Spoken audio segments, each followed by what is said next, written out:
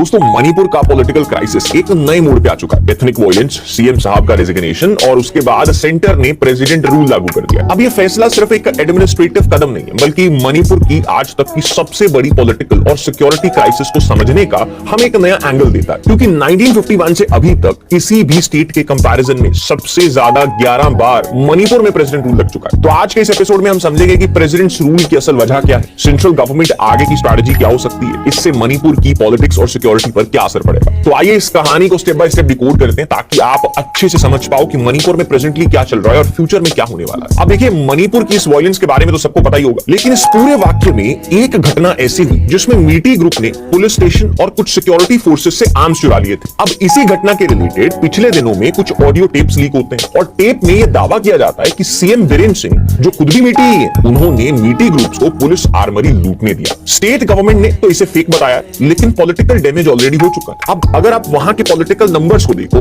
तो मणिपुर की विधानसभा में कुल 60 सीटें हैं, जिसमें 37 सीट्स के साथ बीजेपी की गवर्नमेंट को बीरेन सिंह लीड कर रहे थे। लेकिन ऑडियो टेप्स वायरल होने के बाद बीजेपी के खुद के 18 एमएलए उनसे खुश नहीं थे और ऑपोजिशन में बैठी कांग्रेस नो कॉन्फिडेंस मोशन लाने की तैयारी में थी। इसी के बीच तारीख आती है 9 फरवरी। 9 फरवरी की रात को सीएम बीरेन सिंह ने रिजाइन कर दिया। बीजेपी की स्टेट गवर्नमेंट कोलैप्स हो गई और ऑपोजिशन का नो कॉन्फिडेंस मोशन लाना फेल हो गया। लेकिन अब बीजेपी के सामने इस प्रॉब्लम के बाद सबसे बड़ा चैलेंज था कि भाई अगला सीएम कौन होगा, और सीएम कैंडिडेट के लिए बीजेपी के सामने दो बड़े हर्डल्स थे। सबसे पहला कुकी कम्युनिटी। अब ये लोग कह रहे थे कि सीएम जो है वो मीटी सीएम तो बिल्कुल नहीं होना चाहिए और ना ही हम उनको एक्सेप्ट करेंगे, और इसके साथ साथ कुकीज का ये कहना था कि हमें अपने लिए एक अलग एडमिनिस्ट्रेशन चाहिए। दूसरी कम्युनिटी जो कॉन्फ्लिक्ट का हिस्सा है, मीटी कम्युनिटी, उसके लोग चाहते हैं कि जो भी सीएम आए वो मणिपुर की अखंडता को प्रोटेक्ट करे। अब इन दो सिनेरियोस को देखकर एक बात तो क्लियर हो रही है कि भाई मीटीज का सीएम और कुकीज का सीएम, ये ऑप्शन तो हम साइड में रख देते हैं, ये तो दोनों कम्युनिटीज को ऑफेंड कर देगा। पर सरकार के सामने एक ऑप्शन था और वो थी तीसरी कम्युनिटी का सीएम, जो है नागा सीएम। अब सवाल ये है कि भाई नागा सीएम क्यों? देखिए, मणिपुर में बेसिकली 3 मेजर कम्युनिटीज हैं, नागास, कुकीज और मीतीज। अब नागा कम्युनिटी अगर आप प्रेजेंट कॉन्फ्लिक्ट की बात करो तो इस लड़ाई में न्यूट्रल रही, ना वो मीती के साथ है ना वो कुकी के साथ है। पहले भी नागाज मणिपुर के सीएम रह रहे हैं, जैसे ऋषांक किशिंग जो 4 बार मणिपुर के सीएम रहे। अब नागा सीएम आने से शायद जो कुकीज है वो भी शांत हो जाए, क्योंकि उनका जो गुस्सा है वो प्रेजेंटली मीतीज लोगों पर और मीतीज नेताओं पर है। और अगर हम नंबर्स भी देखें तो बीजेपी के पास प्रेजेंटली विधानसभा में 8 एमएलए थे और 3 नाम उनमें से सबसे स्ट्रॉन्ग थे। सबसे पहले दीपू गंगमई, जो बीजेपी से ये पहले आईएएस ऑफिसर थे, फिर पॉलिटिक्स में आए और इनको एडमिनिस्ट्रेटिव एक्सपीरियंस भी काफी अच्छा खासा है, जो इस टाइम मणिपुर को चाहिए भी। अब दूसरे हैं अवांगो न्यूमई, ये एनपीएफ नागा पीपल्स फ्रंट के पार्ट है, उसके मणिपुर यूनिट के चीफ भी रह चुके और पहले ये मिनिस्टर भी रह चुके। और तीसरा ऑप्शन था काशिम बशुम, ये भी एनपीएफ के एनिमल हस्बेंड्री और ट्रांसपोर्ट मिनिस्टर रह चुके हैं, पर इनका अगर आप बाकी दोनों के कंपैरेटिवली देखो तो पब्लिक इमेज इतना ज्यादा नहीं है। लेकिन नागा सीएम चुनने में भी एक प्रॉब्लम थी। अब वो प्रॉब्लम क्या थी? क्योंकि अगर आप प्रेजेंट कॉन्फ्लिक्ट को देखो तो वो जरूर मीतीज और कुकीज के बीच में चल रहा है, लेकिन अगर आप इन कॉन्फ्लिक्ट्स की हिस्ट्री को देखो तो नागा और कुकी पहले भी दुश्मन रह चुके हैं। 1990s में नागा और कुकी में एक बड़ी झड़प हुई थी, जिसमें कुकी मिलिटेंट ग्रुप्स भी बने। पर आज के हालात में कुकी शायद एक नागा सीएम को टॉलरेट कर लें, पर मीती सीएम बिल्कुल। तो वहां की गवर्नमेंट के सामने अब 2 ही ऑप्शंस थे कि नया नागा सीएम अनाउंस करें और टेंशंस को थोड़ा कम कर दें, या फिर हालात जो इतने टाइम से बिगड़ रहे थे सारा कंट्रोल सेंटर के हाथ में देकर सिचुएशन को बेहतर बनाया जाए, और वो कर सकती थी प्रेसिडेंट रूल के थ्रू। और वैसे भी अभी तक आर्टिकल 355 मणिपुर में चल रहा था, जो एक कदम है आर्टिकल 356 यानी कि प्रेसिडेंट रूल से पहले। अब अगर बीजेपी नया सीएम नहीं बना पाती तो सेंटर ने डायरेक्टली मणिपुर को कंट्रोल करना था, और कुछ वही कल प्रेसिडेंट द्रौपदी मुर्मू जी ने प्रेसिडेंट रूल लगा के किया। देखिए, इंडियन कॉन्स्टिट्यूशन का आर्टिकल नंबर 356 सेंटर को यह पावर देता है कि अगर एक स्टेट गवर्नमेंट फेलियर दिखाए तो वहां पे सेंटर डायरेक्ट रूल अपना इंपोज कर सकती है, यानी कि जो वहां की विधानसभा है वो हटेगी तो नहीं, लेकिन उसे सस्पेंड कर दिया जाएगा। अब मणिपुर के केस में गवर्नर अजय कुमार भल्ला ने प्रेसिडेंट रूल की सिफारिश करी और सेंटर ने माना कि स्टेट गवर्नमेंट अब संवैधानिक नॉर्म्स के मुताबिक काम नहीं कर सकती, और फाइनली द्रौपदी मुर्मू जी ने मणिपुर में राष्ट्रपति शासन लगा दिया। अब इसका सीधा मतलब यह हुआ कि वहां की जो विधानसभा है वो सस्पेंड हो गई, चीफ मिनिस्टर और कैबिनेट की जो पावर्स हैं वो प्रेसिडेंट साहब के पास चली गई, और अब से पार्लियामेंट मणिपुर विधानसभा की पावर्स को एक्सरसाइज करेगा। दोस्तों, ये एक बड़ा पॉलिटिकल डेवलपमेंट है जो ये सिग्नल देता है कि मणिपुर की सरकार पूरी तरह कोलैप्स हो चुकी है। अब इसके बाद सवाल उठता है कि क्या ये सब एकदम से हुआ? बिल्कुल नहीं। देखो, मणिपुर में पिछले 21 महीनों से एक ऐसी जंग चल रही थी जहां पे लॉ एंड ऑर्डर कोलैप्स होने का बड़ा सबब बना। अब अगर हम इस प्रेजेंट कॉन्फ्लिक्ट से हल्की से मैं आपको एक बैकग्राउंड इंफॉर्मेशन दूं तो मीतीज ने काफी समय से एसटी स्टेटस की मांग की थी ताकि उन्हें नागाज और कुकीज की तरह बाकी के अधिकार मिल सके। और वो अधिकार थे क्या?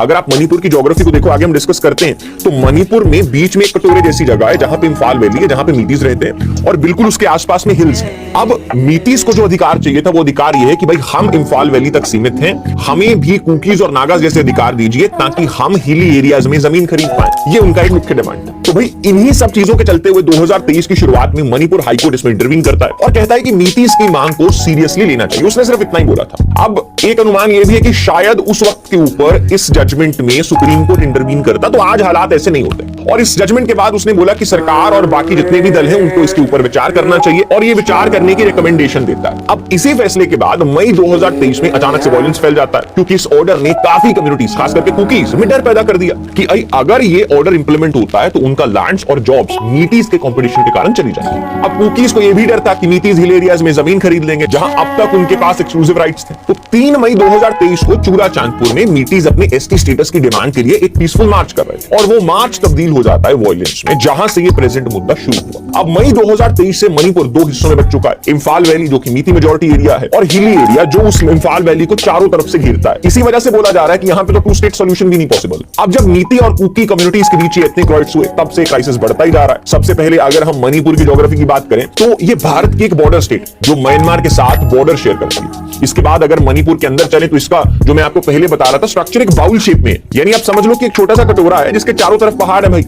अब जो ये स्ट्रक्चर है उसमें कटोरे वाला प्लेन एरिया को इम्फाल वैली बोला जाता है और ये मणिपुर का सिर्फ 10% हिस्सा है और बाकी 90% एरिया में पहाड़ियां हैं जो इम्फाल वैली रीजन को हर तरफ से घेरे हुए हैं। और प्राचीन काल में मणिपुर की जो मेजॉरिटी पॉपुलेशन है वो इन्हीं पहाड़ियों में बसती थी, पर जैसे जैसे उस वैली एरिया में पानी कम हुआ तो ये पहाड़ों से उतर के पॉपुलेशन नीचे आ गई। अब अगर आप इन पॉपुलेशन के रिलीजन की बात करो तो जो मीतीज है वो हिंदुइज्म को फॉलो करते हैं और कुकीज जो है वो क्रिश्चियनिटी को फॉलो करते हैं। अब इसके बाद अगर हम कॉन्फ्लिक्ट के थोड़ा डीप डाउन करें तो अगर आप पॉलिटिकल नंबर समझो तो देखो 10% एरिया जो इम्फाल वैली वाला है वहां पे जो मीतीज बसते हैं ये वहां की पॉपुलेशन का 53% हिस्सा है और बाकी जो 90% में कुकीज बचते हैं उनकी और नागास की पॉपुलेशन इतनी ज्यादा नहीं है। अब 10% एरिया में होने के बावजूद क्योंकि उनकी 53% पॉपुलेशन है तो मीतीज वहां की पॉलिटिक्स को डोमिनेट करते हैं। अब मीतीज जो कि फाइनेंशियली वेल ऑफ हैं, अब इनकी एक डिमांड थी कि जो आप ऐसा समझिए कि अगर इनके पास पैसा है तो भाई खर्चे कैसे, so they wanted to expand their जमीन, वो जमीन लेना चाहते थे और जमीन लेंगे कहां पे, पहाड़ियों पे। अब इसी जमीन को लेने के लिए उन्होंने वो जो हाईकोर्ट का जजमेंट आया था वो भी इसी के रिगार्डिंग था।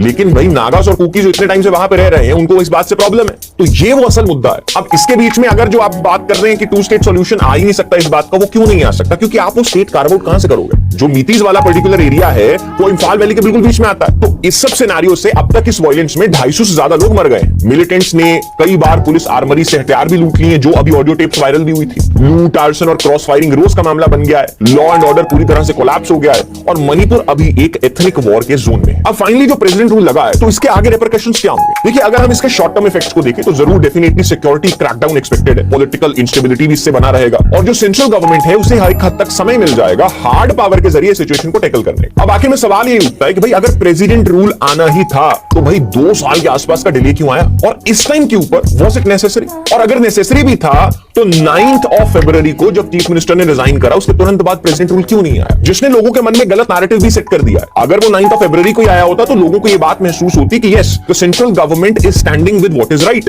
बट इस सब ने जो मूव है सेंट्रल गवर्नमेंट का, ठीक है, it was need of the hour, वो बहुत अच्छा मूव है, वो चाहिए भी मणिपुर को क्योंकि we need some hard hand over there to control, क्योंकि वो जियोपॉलिटिकल खिचड़ी वहां पे बहुत पक गई है। लेकिन वो 3 दिन का जो डिले आया उसने लोगों के मन में कुछ एप्रीहेंशन जगा दी। बट क्या ये नेसेसरी था, was it necessity for the time. अब प्रेजेंटली अगर आप मणिपुर की प्रॉब्लम को देखो तो उसमें कुछ टाइम पहले एडवांस्ड वेपन्स ने एंट्री ले ली थी, जैसे कि ड्रोन अटैक्स होने लगे थे, आरपीजी रॉकेट्स के हमले होने लगे थे, M416 टैवर जैसे जो एडवांस राइफल्स हैं वो भी यूज होने लगे थे। तो आप सोचो कि एक जो ये ट्राइबल लोगों का एथनिक कॉन्फ्लिक्ट है जहां पे 2 ट्राइब्स, हमें तो यही दिखाया जाता है कि 2 ट्राइब्स लड़ रही है, मीतीज है, कुकीज है, वो आपस में लड़ रहे हैं, लेकिन 2 ट्राइबल ग्रुप्स के पास अपने ड्रोन्स, अपने आरपीजी रॉकेट्स एंड वो सीएम हाउस और पुलिस स्टेशन को अटैक कर रहे हैं। ये बात हमें नॉर्मल नहीं लगती। तो जिस वजह से प्रेसिडेंट रूल वहां पे नेसेसरी था, यही बात हमें ये सोचने पे भी मजबूर करती है कि आखिर इनके पास ये हथियार आए होंगे तो आए कहां से होंगे, अपनी लड़ाई को भी जारी रखने के लिए जो ये फंडिंग इनके पास आ रही है ये कहां से आ रही है। तो डेफिनेटली कोई फॉरेन हैंड तो इसमें इन्वॉल्व रहेगा ही रहेगा। जैसे कुकीज को एसोसिएट करा जाता है म्यांमार के साथ, और म्यांमार में वहां से जो फंडिंग है वो चाइना या बोलिए कि यूके और यूएस के थ्रू आ रही है। तो इन सब सिनेरियो में प्रेसिडेंट रूल एट प्रेजेंट वहां पे लगना, जरूर वो देरी से आया but it was necessity of the hour. इसके बाद सेकंड रीजन कि भाई ये क्यों नेसेसिटी था, देखिए अगर आप इंटरनेशनल जियोपॉलिटिक्स को समझो तो मणिपुर का प्रेजेंट वॉर इंटरनेशनल जियोपॉलिटिक्स का हिस्सा बन गया है। तो इसकी अगर मैं आपको हिस्ट्री बताऊं तो 1947 में भारत के बंटवारे के बाद जब पाकिस्तान बना उसके दो हिस्से थे, वेस्ट पाकिस्तान और ईस्ट पाकिस्तान, जो आज की डेट में बांग्लादेश है। उस वक्त पाकिस्तान ने भारत के ऊपर डबल अटैक किया। वेस्ट पाकिस्तान की तरफ से पहले कश्मीर पे कबाइलियों ने हमला करा, फिर 1965 वॉर, और दूसरी तरफ अमेरिका, ब्रिटेन और चाइना के साथ मिलकर ईस्ट पाकिस्तान की टेरिटरी का इस्तेमाल करते हुए नॉर्थ ईस्ट को डिस्टेबलाइज करने का प्लान बनाया। अब ये कहना गलत नहीं होगा कि भाई 1947 से 1971 तक जब तक ईस्ट पाकिस्तान था, जब तक वो बांग्लादेश में कन्वर्ट नहीं हुआ, उसका एक ही पर्पस था, पाकिस्तान, चाइना, अमेरिका और ब्रिटेन मिलकर भारत के पूरे नॉर्थ ईस्ट को इस टेरिटरी से मिलकर डिस्टेबलाइज करें। लेकिन इन सब पार्टियों में भी अगर आप डीपली एनालाइज करो तो पाकिस्तान तो एक प्यादा था। नॉर्थ ईस्ट को डिस्टेबलाइज करने का सबसे बड़ा जो ऑब्जेक्टिव वो ब्रिटिशर्स का था, क्योंकि जब इंडिया ब्रिटिश कॉलोनी था तो ब्रिटिशर्स का प्लान था कि नॉर्थ ईस्ट में चाय की खेती और असम जैसी जगह में तेल का एक्सप्लोरेशन, वो दिग्बोई, वो जो ओल्डेस्ट एशिया का ऑयल रिफाइनरी है, तो उसको कैप्चर करना। लेकिन जब उन्होंने ऑब्जर्व किया कि नॉर्थ ईस्ट के ज्यादा लोग जो ट्राइबल कम्युनिटीज हैं, तो भाई जब भारत आजाद हुआ तो उन्हें लगा कि भाई ये प्लान को हम अचीव कैसे करेंगे, क्योंकि इस एरिया में जो रहने वाले लोग थे वो ट्राइबल कम्युनिटीज के साथ एसोसिएट करते हैं। तो उन्होंने मिलकर जो प्लान बनाया वो था क्रिश्चियनिटी कन्वर्जन का। तो उस समय एक बड़ी मुहिम भी शुरू हुई जिसमें नॉर्थ ईस्ट में जो क्रिश्चियनिटी का प्रमोशन किया गया, और कुकीज और नागाज में से कई लोग ऐसे थे जिन्होंने क्रिश्चियनिटी में कन्वर्ट भी करा। इसी वजह से कुकीज अपने आप को आज क्रिश्चियनिटी के साथ एसोसिएट करते हैं। वहीं जो मीतीज हैं वो अपने आप को हिंदुइज्म के साथ एसोसिएट करते हैं। तो अगर आप रिलीजन के एंगल से भी देखो, it is totally new concept. World में पहली बार जो हिंदुइज्म की लड़ाई वो क्रिश्चियनिटी से हो रही है। अब उसके बाद अगर आप जियोपॉलिटिकल का अगला सिनेरियो देखो तो आप इसे इस तरह से भी एनालाइज कर सकते हैं कि मणिपुर प्रोटेस्ट और क्लैशेस में यहां एक शॉकिंग बात सामने आती है। मणिपुर में कॉन्फ्लिक्ट में जो इजरायली टेबर राइफल्स यूज हो रही हैं वो इनडायरेक्टली अमेरिका फंडेड इजराइल के वेपन्स हैं जो भारत में डिप्लॉय हो रहे हैं। तो ये भी एक जियोपॉलिटिकल चिंता हमारे लिए। तो प्रेसिडेंट रूल लगने से अब हम इन एस्पेक्ट्स को भी टैकल कर पाएंगे। अब अगर इसमें आता है म्यांमार का एस्पेक्ट, तो देखो कुकीज के बारे में तो ये बातें न्यूज में चली रही थी कि कुकीज को जो फंडिंग वगैरह है वो म्यांमार की टेरिटरी से आ रही है। दूसरा, जो कुकीज हैं वो वायलेंस करके बॉर्डर क्रॉस भी कर जाते हैं, और जितने भी हिली एरियाज हैं वो पास वाले जो म्यांमार के बॉर्डर के साथ हैं वहां पे ये ड्रग्स की खेती भी करते हैं। लेकिन उसके साथ साथ एक और एस्पेक्ट भी अभी रिसेंटली उभर के आया था, और वो एस्पेक्ट ये था कि जो मीतीज हैं उन्होंने भी अभी जो म्यांमार की जुनता है उसके साथ मिलकर लड़ना शुरू कर दिया था against Kuki and Chin people of Myanmar. क्योंकि जो मीती राजा हैं और वहां की जो जुनता पार्टी है उनके आपस में कोई मैट्रिमोनियल अलायंसेस रहे पास्ट के, तो इनका भी आना जाना वहां से हो गया था। तो ये म्यांमार वाला एस्पेक्ट भी बहुत इंपॉर्टेंट था, इस चीज को भी हमें टैकल करना था। और लास्ट था वो ड्रग एस्पेक्ट। अगर आपने अभी रिसेंटली सुना हो तो बहुत बड़ी खेप मिली थी अंडमान एंड निकोबार के आसपास मेथ एम्फेटामाइन की। अब मेथ एक सिंथेटिक ड्रग है। अगर आप अफीम की बात करो तो अफीम उगाने के लिए आपको बहुत बड़े खेत चाहिए, लेकिन मेथ के लिए आपको 10 बाय 10 फीट का एक कमरा चाहिए। उतनी लेबोरेटरी में आप जितनी मर्जी मेथ प्रोड्यूस कर लो। ये वही मेथ है जो ब्रेकिंग बैड वाली जो वेब सीरीज आई उसमें दिखाई गई। अब कुकीज जो हैं वो अपनी फंडिंग एस्पेक्ट के लिए मेथ प्रोडक्शन में भी इन्वॉल्व हो गए। तो ये सब चीजें presently necessity of the hour बनाती थी प्रेसिडेंट रूल। लेकिन अगर हम यहां पे इस बात को कीनली ऑब्जर्व करें कि ठीक है it was necessity of the hour, but आगे चल के क्या होना चाहिए? देखिए, लोग वहां के पहले ही बहुत एलियनेटेड हैं। अब अगर प्रेसिडेंट रूल आ जाएगा, definitely central government will use hard power, तो उससे लोग वहां के और एलियनेट होंगे। एंड हार्ड पावर चाहिए भी, ऐसा नहीं है कि हार्ड पावर वहां पे चाहिए नहीं प्रेजेंटली चीजों को डील करने के लिए। We need a hard hand. But 3-4 महीने तक अगर ये चलता है, उसके साथ साथ एक सेकंड पैरेलल लाइन चलनी चाहिए, वो है नेगोशिएशंस की, जहां पे सब लोगों को आपस में मिलाया जाए, लोगों की सुनी जाए। और इसमें एक दूसरा एस्पेक्ट भी निकल के आता है। वो दूसरा एस्पेक्ट ये कि आज तक जितनी भी कॉन्फ्लिक्ट्स मणिपुर में हुए हैं, rare of the rare instances में वहां पे दो जो एथनिक ग्रुप्स है वो आपस में लड़े हैं। पहले इनकी जो मेजर लड़ाइयां होती थी वो स्टेट के अगेंस्ट होती थी। अब अगर आप स्टेट को देखो तो स्टेट में जब भी कोई ग्रुप लड़ता है, वो एक बंदा जो उस टाइम के ऊपर स्टेट को लीड कर रहा है उसको चेहरा दे देता है कॉन्फ्लिक्ट का कि भाई मेरी लड़ाई उस बंदे के साथ है। तो स्टेट के साथ अगर कॉन्फ्लिक्ट है, वो पॉलिटिकल पर्सन या पॉलिटिकल एंटिटी वहां से हट जाएगी, तो अगली जो भी पॉलिटिकल एंटिटी आ रही है वो शायद किस हद तक दोनों का कॉन्फ्लिक्ट रिजॉल्व कर दे। क्योंकि अब जिस बंदे को वो सोच के बैठा था वो तो रहा नहीं। लेकिन जब दो एथनिक ग्रुप्स की लड़ाई है, आप ये चीज सोच के देखिए कि अगर हम प्रेसिडेंट उनको ये अनुमान लगा भी रहे हैं इसके सब कुछ खत्म हो जाएगा, तो ऐसा नहीं हो सकता। क्योंकि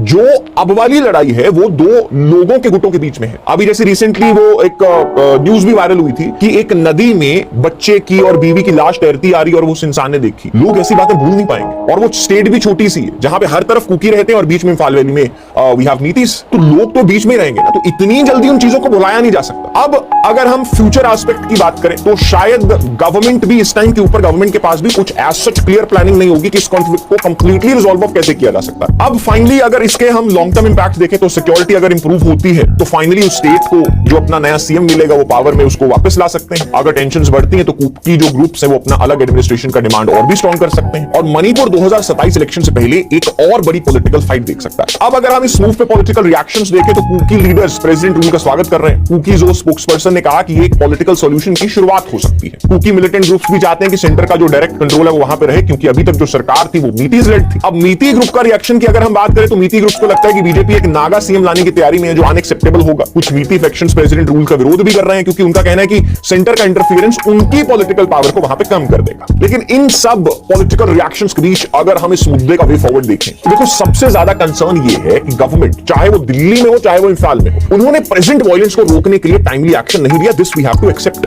2023 में भी 2 कुकी औरतों के गैंगरेप का कंप्लेंट तुरंत फाइल किया गया था, लेकिन पुलिस को 78 दिन लग गए एक्यूज को अरेस्ट करने में। सेंट्रल गवर्नमेंट का जो रिस्पॉन्स है वो भी उतना स्ट्रांग नहीं था, वो भी मणिपुर क्राइसिस पर महीनों तक चुप रही। फाइनली जाके 21 से 22 महीनों बाद प्रेसिडेंट रूल लगा। तो अब इस 21-22 महीनों की वायलेंस से कुकी नीति डिवाइड को और पक्का कर दिया, जिसे हील होने में काफी टाइम लग सकता है। कम्युनिटीज के बीच मिसट्रस्ट इतना गहरा है कि एलिगेशंस ये भी है कि सिक्योरिटी फोर्सेस और लॉ एनफोर्समेंट एजेंसीज भी एथनिक लाइंस पर डिवाइडेड है। अब शायद जो प्रेसिडेंट रूल लगने की वजह से जो सेंट्रल गवर्नमेंट टेक करेगी तो शायद जो ये वाला एक मिसट्रस्ट था वो दूर हो पाए। क्योंकि आप सोचिए कि कॉन्फ्लिक्ट में पार्टिसिपेंट 2 कम्युनिटीज में से एक का लॉ एंड ऑर्डर एस्टैब्लिश करने वाली फोर्स से विश्वास उठ गया था। यानी कि अब अगर मणिपुर वायलेंस एक गेम है तो एक गुट रेफरी को भी दूसरे गुट का हिस्सा समझ रहा था, राइट? तो उससे सिचुएशंस को अच्छा करना was becoming difficult for the state government. अब इसके बाद 3-4 महीने प्रेसिडेंट रूल को अच्छे से इस्तेमाल करके जो सरकार है, सेंटर की गवर्नमेंट है, उसे सिविल सोसाइटी ऑर्गेनाइजेशंस को इन्वॉल्व करके डायलॉग, पीस बिल्डिंग और रिकॉन्सिलिएशन को प्रमोट करना चाहिए। पॉलिटिकल लीडर्स जितने भी हैं उनके साथ बैठकर टेंशंस को कम करने का तरीके ढूंढने चाहिए। डेवलपमेंट इश्यूज को एड्रेस करने के लिए एक कमेटी भी बनानी चाहिए ताकि जितनी भी अफेक्टेड कम्युनिटीज हैं उनके ग्रीवेंसेस को दूर करने का एक पॉजिटिव स्टेप उन्हें दिख पाए। और लास्टली सरकार को जितनी भी जियोपॉलिटिकल इंटरफेरेंसेस मणिपुर में हो रही हैं सबसे पहले इनको हाई हैंडेडली डील करना चाहिए। So that was analysis for today's video. अब आपके क्या विचार हैं इसके ऊपर जरूर कमेंट्स में बताइएगा।